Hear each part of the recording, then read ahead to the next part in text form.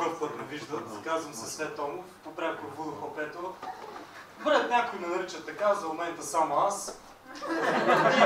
Роден и израснал съм във Варна. И трябва да ви кажа, София е изключително приятен град. Чист, недокоснат, стъпваш на зебрата и всички шофьори моментално спират и дружелюбно размахват средни пръсти и псори. Аз откъдето идвам, стъпиш на зебрата, всички натискат гъста и пускат чистачките. Случи ми се нещо изключително травмиращо преди известно време. Гледах футбол с приятели. Не беше мач на националния, спокойно. Но нещо ми направи впечатление. Модерните футболисти са абсолютни жемчовци. Защото гледам матч, пада някой на терена. Обаче идват доктори, идват носилки. Всички са вайкато дали ще се изправи какво се случва. Докато никъде няма една капка кръв.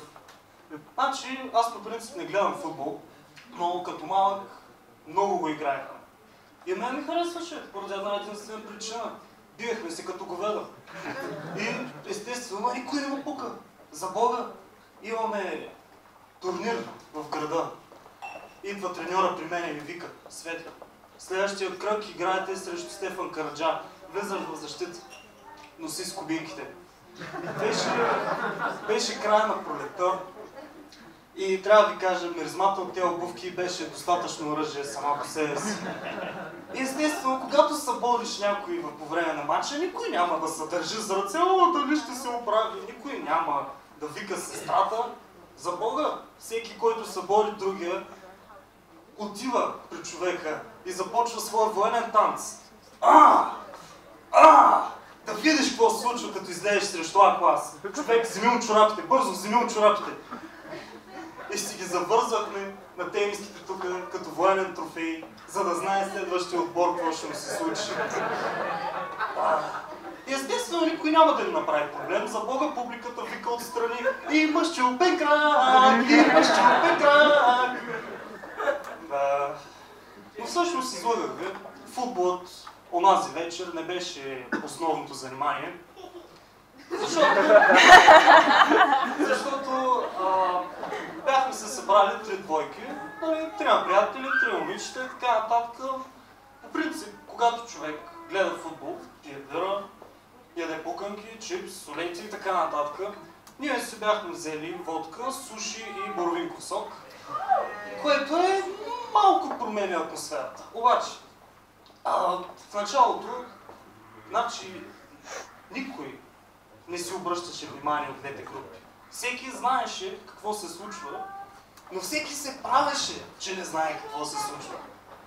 Стоим ние, мъжете отстрани, и крещим съвети към най-добрите атлети на планетата, докато се наливаме. До нас момичетата се смеят, чурликат. Едната подкодякаше, ама какво се прави? И от време на време се изнизвахме така по двойки. Нали, едното момиче: Пешо, ела да ми помогнеш, не знам как работи. Къде съм? Подялите? Мивката. И вечерта продължава. Нещата се разгорещяват. И така, изнизваме се пак по две. Обаче, стига се до един момент, в който приятелите се заминават, аз оставам с едната маска. Въпросът е: аз имам ли кондоми? Нито един. И започвам да се дърпам малко така, защото преди известно време братовчет ми беше хванал трипер. За тези, които не знаят, това се лекува с инжекция и не е венозно, освен...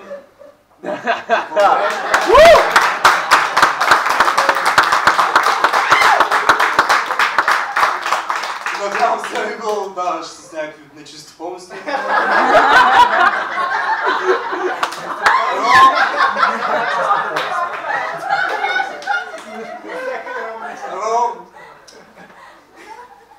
И естествено започвам да се дърпам. Обаче хора, знаете в какво състояние сте. В смисъл, вие сте се забавлявали цяла вечер и сте леко попили. И аз вече сме голи в леглото и така нататък. И аз обаче започвам да ви бягам по тъча, опитвайки се тя да ме спре. Молех се, надявах се да ми вдигне червен картон, да ми каже, не дей, не е редно. Уви, това, което ми каза, беше спокойно, чиста съм, просто ще го извадиш в последния момент. Ама едва ме нави. В смисъл, казах си, голяма работа. Цялата ми контрацепция беше само не изпир. И правим каквото правим, естествено, събуждам се на следващия ден, ужасен махмурук. Главата ми опира стените, опира тавана, пулсира, кореят ми е свитна стафида. Обаче се обръщам и я виждам нея. И започвам бавно да се събуждам с една усмивка, която се прокрадва по лицето ми, въпреки болките в главата и костите дори, които не знаех, че имам. Но в следващия момент една мисъл ми светва, абе, дявола да го вземе аз. Извадих ли го в последния момент? И започвам да се чудя, нали, опитвам се да си спомня, обаче като последния глупак реших да впитам нея. Ама ти проста, тя се побърка. Ама глупак, проста, как можеш да не помниш? Аз не помня, ти така не досещаш ли нещо? Не, глупак такъв, дай да се махаме тук. От паника, 5-10 минути, обличане си за отрицателно време. Обаче, спокойно, чакай малко, спокойно. Имаш 72 часа, аптеката е до нас, така че няма какво да се представяш. Както и да е, охлади се умишлено малко страстите. Отиваме до въпросната аптека, където тя ми казва, искам ти да купиш хапчето. Моля? Значи, не ме разбирайте погрешно, аз съм еманципиран човек. Твърдо съм за феминизма с всичките му не твърде ултра учения, но смятам, че когато мъж и жена са заедно, те са рамо до рамо, един до друг. От време на време един върху друг, но това е друга тема. Но идеята е, че се споделят отговорностите и с тази благородна мисъл в себе си казах, виж какво, делим 50-50, защото може да е моя хляб, обаче е твоята фурна.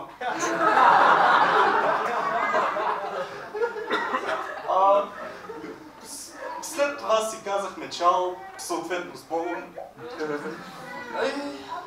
Но си казвам, проблема е решен, няма никакви последствия. Обаче, прибирам се вкъщи. Повръщам, изкъпвам се, паля с цигара, почувам се.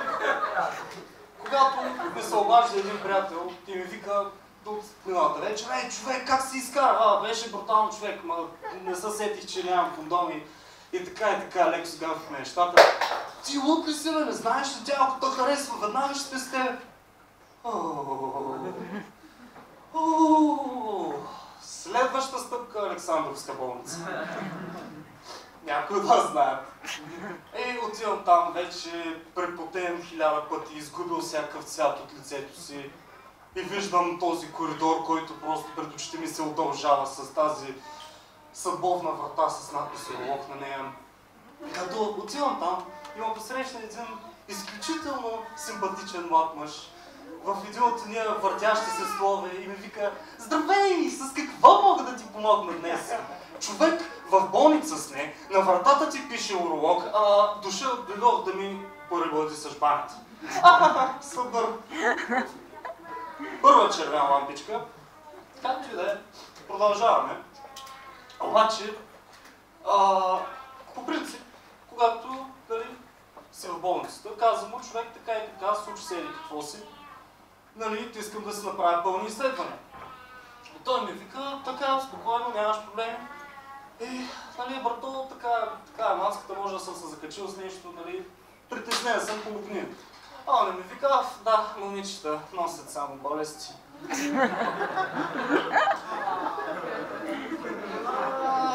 Нямах отговор на това нещо, но по принцип за въпросите казвам, човек, искам пълна картина.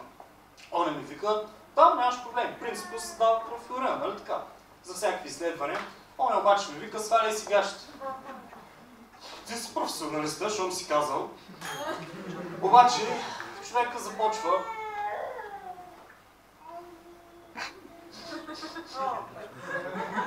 Изглежда добре. В следващия момент ме хваща за топките И започва да ги опипва. Аз чакай, какво правиш смисъл това? Не е твоето място на експертиза, други са местата, които би трябвало да провериш. Не, спокойно, проверявам за бучки. За бучки? В торба с бучки? Нещо не е тъмън. Обаче, както и да е, по едно време пръстите му се стопиха и човека ми вика, ти си изключително гладко избръснат. За мен ли го направи? О, Господи! Точно така исках да прекарам неделя следобед. Буквално в ръцете на дружелюбния гей доктор. Не ме разбирате погрешно. Нямам нищо против гейовете, освен едно единствено нещо. Те дават лошо име на мъжете. Нека обясня. Първо, това са, и сега се представям, направи го добре човек, направи го добре, че после ще бием, надявам се там да спрете, които са в толкова голямата, как ти да е? Първо, това са спретнати хора, поддържани, забавни, толерантни, невероятен компас за всяка социална ситуация и никога няма да гледат приятелката ти в пазвата. Аз за себе си мога да гарантирам, може би за две от тези неща и определено не е последното. За Бога, няма да си пипна вежите, докато не започна да приличат на две флиртуващи гасеници по дялата. Но, както и да е, минаваме този епизод. Човек, обличам се и така нататък. Слава Богу, реши да ми проверя простатата. Обличам се и той ми дава едно картонче, на което пише, ти имаш си кодът, влизаш в базата данни на съответните на болницата, където ще излязат резултатите. Добре, благодаря ви, докторе, всичко добро. Наистина успокоихте малко. Обаче, следва чакането. Тик-так, тик-так. На втория ден това се превърна в три-пер. Аз проверявам като луд, защото не знам, може би да, може би не. Но всъщност това беше най-големият проблем. Вярвайте ми, ако такова преживяване не пожелавам дори на най-големия си враг. Просто защото това чакане, да знаеш, че може да се случи нещо лошо, но може и да не се случи, но не знаеш какво, как, дали, кога. Всеки, който е преживял закъснял цикъл, знае за какво говоря. Между другото, извинявам се, но току-що сравних децата с болести предаване по полов път, за което съжалявам. Тъй като сигурен съм в деня на детето, някои от вас, по-голямата част, може би са били деца някога. Но в крайна сметка имах в деня на изпита ми, който беше същата седмица, излязаха резултатите. И трябва да ви кажа, това е единственият тест, на който се радвам, че са ме скъсали. Беше великолепно усещане. Може би най-щастливият ми провал до сега. Не ме разберете погрешно, постарах се, но... Ако знаех какво ще преживея, щях да питам някой. Щях да задавам въпрос, човек какво ме очаква. Защото аз съм любознателен тип. Обичам да задавам въпрос, които са елементарни неща. От сорта на защо този, който хърка, е първият, който заспива? Защо винаги те търсят, когато си в банята? Защо последният, който вижда зелената светлина, е първият на светофара? И с тази моя любознателност реших да питам една приятелка: добре, кажи ми, какво е усещането на свицикъл? При което тя ме срита и се замина. И аз съм... Подявайте, това реакция ли беше или отговор?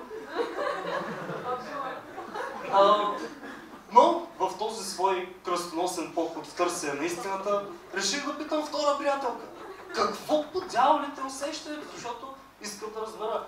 И тя ми вика: прасе, мръсник, как можеш да ми питаш такива неща? Знаеш ли колко е гадно? Боли те корем, боли те глава, кървиш, не знаеш дали си възбуден или гладен. Добре. Не че нещо, обаче ми звучи като всеки махмурук, който съм имал до сега. Боли те глава? Да. голите корема? Да. Кървиш ли? Понякога. Да се чудиш дали си възбуден и гладен, момичета, добре дошли в нашия свят. Това е всеки ден.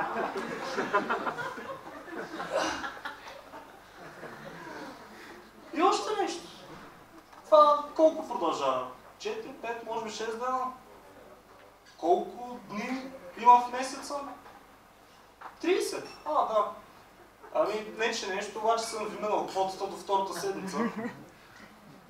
Но, имайки в предвид, че махнорукът е доброволен, мисля, че сме квит. Благодаря.